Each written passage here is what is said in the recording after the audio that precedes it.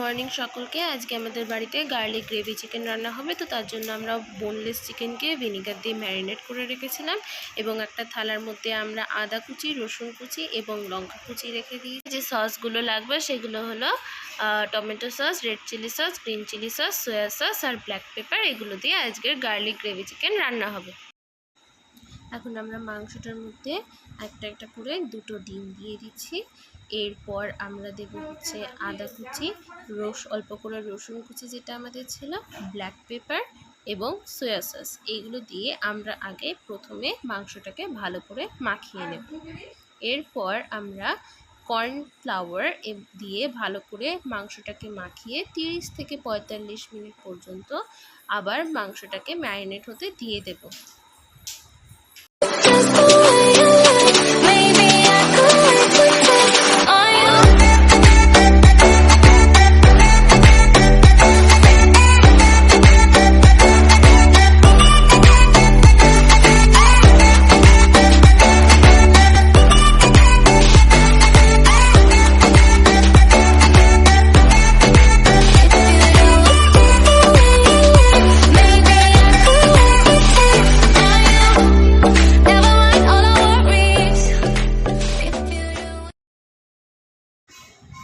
এখন আমরা চিকেনটার জন্য 3 টিস্পুন টমেটো সস নিয়ে নিচ্ছি।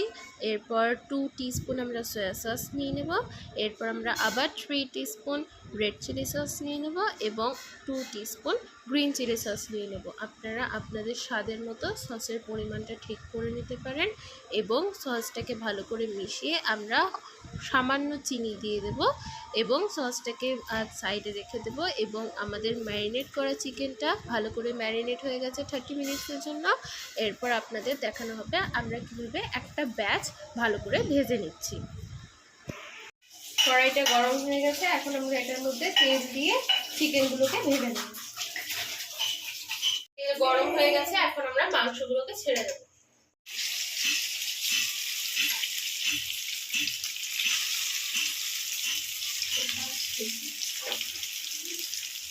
এখানে আমরা একটা ব্যাচ ভেজে নিয়েছি। এরকম করেই আপনারা বাকি ব্যাচগুলো ভেজে নেবেন।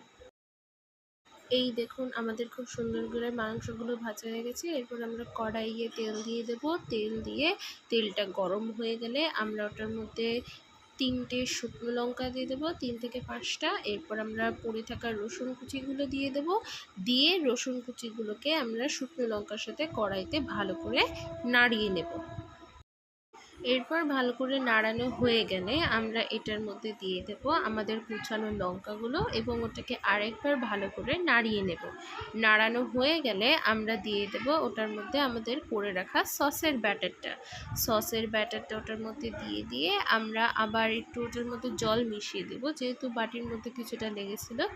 এবং দিয়ে দেওয়ার পর ওটাকে ভালো করে আরেকবার নাড়িয়ে নেব যাতে আস্তে আস্তে ওটা ফুটে ওঠে এবং কিছুটা যাতে পরে দিয়ে শুকিয়ে যায়। কারণ কি ঝোল ঝোল গ্রেভি চিকেন তো আর তাহলে গ্রেভি থাকবেই না।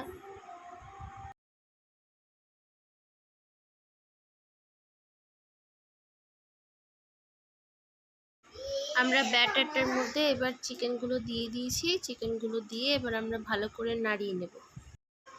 মাংস শুদ্ধ ঝোলটা এখন ফুটে উঠেছে এবং এটার মধ্যে আমরা 2 টিস্পুন জল মেশানো কর্নফ্লাওয়ারটা এখানে দিয়ে দেব। দিয়ে এটাকে ভালো করে আরেকবার নাড়িয়ে নেব।